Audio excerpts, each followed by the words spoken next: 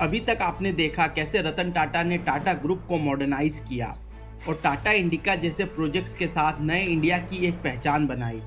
लेकिन असली गेम तो अब शुरू होता है, जब उन्होंने अपना फोकस दुनिया पर सेट किया। 2000 के बाद रतन टाटा ने सिर्फ बिजनेस नहीं किया, उन्होंने भारत का नाम ग्लोबल मैप पर कार्व आउट किया। उन्होंने वो किया जो उस वक्त इम्पॉसिबल लगता था। एक एक करके दुनिया के बड़े बड़े ब्रांड्स को एक्वायर किया और टाटा को एक ग्लोबल पावर हाउस बना दिया। लेकिन सबसे पहली डील ही इतनी धमाकेदार थी कि दुनिया ने नोटिस लेना शुरू कर दिया। गेस व्हाट, एक देसी चाय कंपनी ने अंग्रेजों की 160 साल पुरानी टेटले टी को खरीद लिया। और यह तो सिर्फ शुरुआत थी। कॉर्नल यूनिवर्सिटी से आर्किटेक्चर की डिग्री लेकर आए रतन ने ग्रुप को मॉडर्नाइज किया। 1998 में टाटा इंडिका लॉन्च हुई, इंडिया की पहली इंडिजीनियस कार। ये स्पेसियस, एफोर्डेबल और हाई माइलेज वाली थी। लेकिन इसके लिए उन्होंने ऑस्ट्रेलिया से एक ओल्ड निसान प्लांट खरीदकर पुणे में उसे रिबिल्ड किया, एक कॉस्ट इफेक्टिव मास्टर स्ट्रोक। 2000 के बाद रतन टाटा ने ग्लोबल एक्सपेंशन पे फोकस किया। 2000 में टाटा टी ने यूके के टेटली को 271 मिलियन पाउंड अप्रोक्सीमेट वैल्यू में एक्वायर किया। फिर 2004 में टाटा मोटर्स ने साउथ कोरिया की दाइवो कॉमर्शियल व्हीकल कंपनी खरीदी। फिर 2007 में अप्रॉक्सीमेटली $12.1 बिलियन में कोरस स्टील का एक्विजिशन किया, जो कि उस समय का सबसे बड़ा इंडियन टेकओवर था। और 2008 में रिसेशन के दौरान जगवार लैंड रोवर या JLR को अप्रॉक्सीमेटली $2.3 बिलियन में एक्वायर किया और उसे प्रॉफिट मेकिंग मशीन बनाया। एक टर्न अराउंड स्टोरी जो बिजनेस स्कूल्स में पढ़ाई जाती है। TCS को भी एडमिनिस्ट्रेटिव से सॉफ्टवेयर सर्विसेज में बदला और आज ये इंडिया की सबसे बड़ी IT कंपनी है। 2009 में रतन टाटा ने टाटा नैनो लॉन्च किया था, जो 1 लाख रुपए की वर्ल्ड चीपेस्ट कार थी। लेकिन यह फ्लॉप हो गया। लोगों ने इसे मैच बॉक्स या कवर्ड ऑटो बोल के इसका मजाक उड़ाया। इससे टाटा मोटर्स को कंज्यूमर साइकोलॉजी समझ में आया। उसके बाद उन्होंने अपने पैसेंजर कार सेगमेंट में बहुत सारे इनोवेशंस किए और प्रोडक्ट डिज़ाइन को इम्प्रूव किया, जिसकी वजह से आज ये टाटा ग्रुप का एक टॉप रेवेन्यू अर्नर बन गया है। वैसे ही 2008 के 26/11 ताज अटैक में कई स्टाफ मेंबर्स ने अपनी जान देकर गेस्ट को बचाया। रतन टाटा ने हर एक डिजीज एम्प्लॉय की फैमिली को फाइनेंशियल सपोर्ट किया और 2010 में ताज को एनहेंस सिक्योरिटी के साथ दोबारा खोला गया।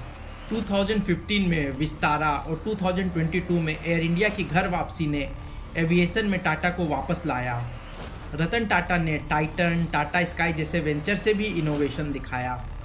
2012 में उन्होंने रिटायरमेंट लिया, लेकिन उनकी वजह से टाटा आज $400 बिलियन प्लस का एक ग्लोबल ब्रांड बन चुका है।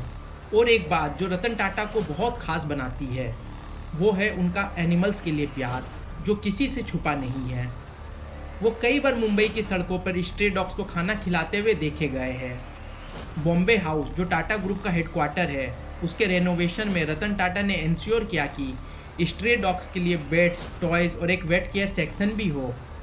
शायद दुनिया का पहला ऐसा कॉरपोरेट हेडक्वार्टर होगा। या उनके कंपैशनेट साइड को साफ दिखाता है। आइए अब हम टाटा ग्रुप के कॉरपोरेट स्ट्रक्चर समझते हैं आगे बढ़ने से पहले। टाटा ग्रुप में कई सारी कंपनियां हैं, जैसे कि Tata Steel, Tata Motors, Tata Consultancy Services, Tata Power and so on and so forth. इन सब का कंट्रोल टाटा सन्स के पास है, जो इसकी होल्डिंग कंपनी है। और टाटा सन्स में लगभग 66% स्टेक होल्ड करता है टाटा ट्रस्ट। यह एक चैरिटेबल ट्रस्ट है जो रतन टाटा लीड किया करते थे जब तक वे अलाइव थे। बाकी 18% स्टेक इस टाटा ट्रस्ट में सापुरजी पलोंजी ग्रुप के पास भी है, जो साइरस मिस्त्री की फैमिली कंपनी है।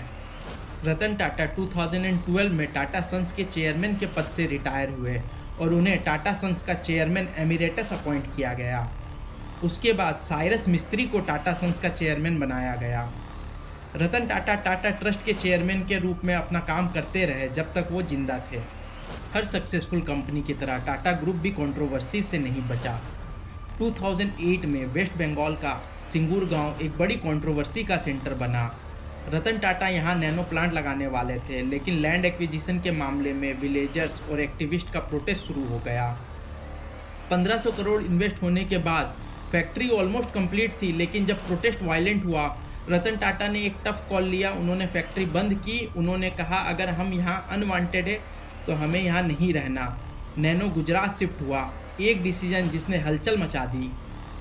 फिर 2010 में राडिया टेप कंट्रोवर्सी ने भी टाटा के इमेज को डेंट पहुंचाया। नीरा राडिया, जिनके रतन टाटा से अच्छे टाइज थे, के फ़ोन टैप से लॉबिंग एलिगेशन उठी जो 2G स्पेक्ट्रम और टाटा के इंटरेस्ट से जुड़ी थी, लेकिन कोई लीगल सबूत नहीं मिला।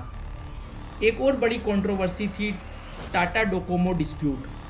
जब 2014 में Japanese telecom giant NTT Docomo अपने Tata Tele Services joint venture से एग्जिट करना चाह रहे थे, उन्होंने अपने $2.7 बिलियन इन्वेस्टमेंट के 50% रिटर्न गारंटी वाले क्लॉज इन्वोक किया। यह इंटरनेशनल आर्बिट्रेशन तक गया जिसमें टाटा हार गया और 2017 में अप्रॉक्सीमेटली $1.27 बिलियन डोकोमो को देने पड़े। फिर 2016-17 में आई कॉरपोरेट इंडिया की सबसे बड़ी लड़ाई, रतन टाटा वर्सेस साइरस मिस्त्री। यह बोर्डरूम वॉर बहुत ड्रामेटिक रही। साइरस को टाटा सन्स के चेयरमैन पोस्ट से अक्टूबर 16 में सडनली हटा दिया गया। यह कंट्रोवर्सी कई सालों तक कोर्ट में चली और फाइनली सुप्रीम कोर्ट ने टाटा ग्रुप के फेवर में डिसीजन दिया। और फिर 2020 में कोविड-19 पेंडेमिक आई जिसमें टाटा ग्रुप ने अपने वैल्यूज़ दिखाए। टाटा ग्रुप ने पीएम केयर फंड में 1500 करोड़ रुपए डोनेट किए, अपने होटल्स को क्वारंटाइन सेंटर में कन्वर्ट किया, ऑक्सीजन कंसंट्रेटर्स और क्रायोजेनिक कंटेनर्स एयरलिफ्ट करके मंगवाए और फैक्ट्रीज़ को वेंटिलेटर्स और सैनिटाइजर्स बनाने के लिए यूज़ किया।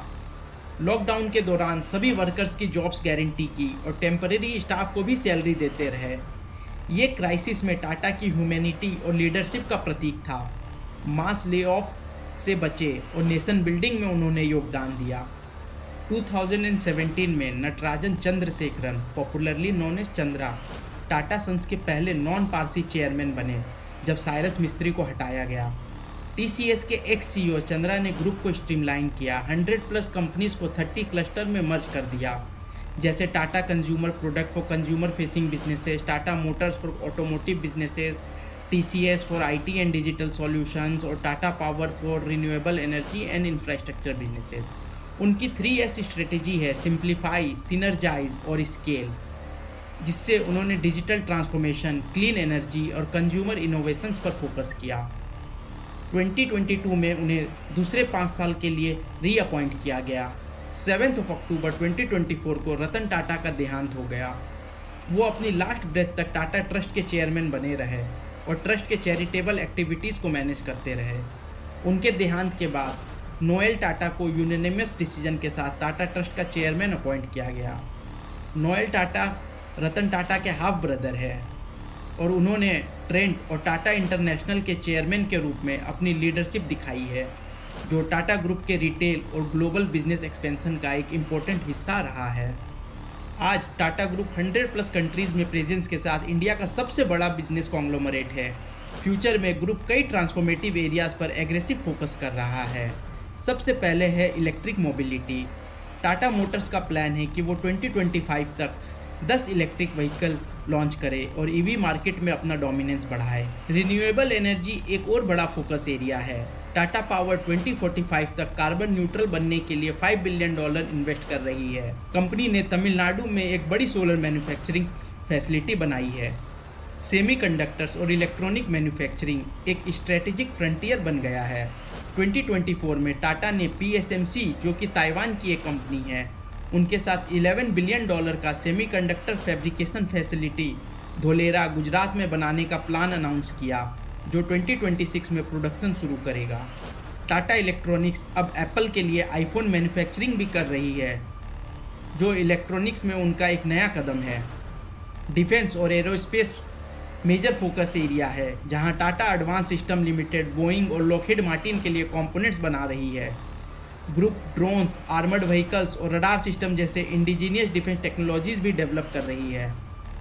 सस्टेनेबिलिटी और इनोवेशंस के लिए टाटा अपने बिजनेस को आगे बढ़ा रहे हैं, जो उनके फ्यूचर ग्रोथ के लिए क्रिटिकल है। टाटा ग्रुप के कंट्रीब्यूशन के चलते उन्हें कई अवार्ड्स भी मिले हैं, जैसे JRD टाटा को 1992 में भारत रत्न मिला। वो एकमात्र बिजनेसमैन है जिनको यह ऑनर मिला। रतन टाटा को 2000 में पद्म भूषण और 2008 में पद्म विभूषण दिया गया। लोग चाहते हैं रतन को भारत रत्न भी मिले। क्या आप भी चाहते हैं? कमेंट में बताएं। क्या आप जानते हैं टाटा ग्रुप के 2 छुपे राज जो JRD टाटा के एथिकल लीडरशिप की मिसाल है। 1930s में नाजी जर्मनी ने टाटा स्टील से टेक्नोलॉजी ट्रांसफ़र के लिए अप्रोच किया। बड़ा पैसा भी ऑफर किया, लेकिन JRD ने इनकार कर दिया। जर्मनी के इंटेंशंस पर उन्हें शक था। ये बात ऑफिशियल रिकॉर्ड्स में कंफर्म नहीं है, लेकिन टाटा की कहानियों में मशहूर है। दूसरा, 1970s के ऑयल क्राइसिस में अरब कंट्रीज़ ने इजराइल से टाइज तोड़ने के बदले प्रेफरेंसेस ऑफर की थी। JRD ने रिजेक्ट कर दिया, न्यूट्रल स्टैंस रखा। ये डिसीजंस ने शॉर्ट टर्म लॉसेस दिए, लेकिन लॉन्ग टर्म में टाटा को एथिकल ब्रांड बनाया। तो दोस्तों, ये थी टाटा ग्रुप की अद्भुत जर्नी। 1868 में एक छोटे से ट्रेडिंग फर्म से शुरू होकर आज एक ग्लोबल कॉन्ग्लोमरेट तक का सफ़र, जो विज़न, एथिक्स, रेसिलियंस और नेशन बिल्डिंग की एक मिसाल है।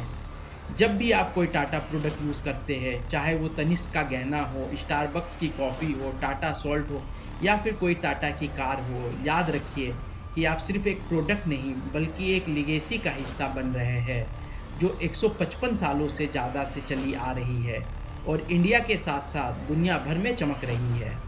अगर आपको ये वीडियो इन्फॉर्मेटिव और दिलचस्प लगी तो वीडियो को लाइक ज़रूर करें और हमें कमेंट में बताएं कि आपको टाटा की कौन सी बात सबसे ज़्यादा पसंद आई। चैनल को सब्सक्राइब ज़रूर करें ताकि आप ऐसे ही और अमेजिंग बिजनेस स्टोरीज मिस ना करें। बेल आइकन को प्रेस करना ना भूलें ताकि हर नया अपडेट आपके पास तुरंत आए। तब तक के लिए ड्रीम बिग और जय हिंद।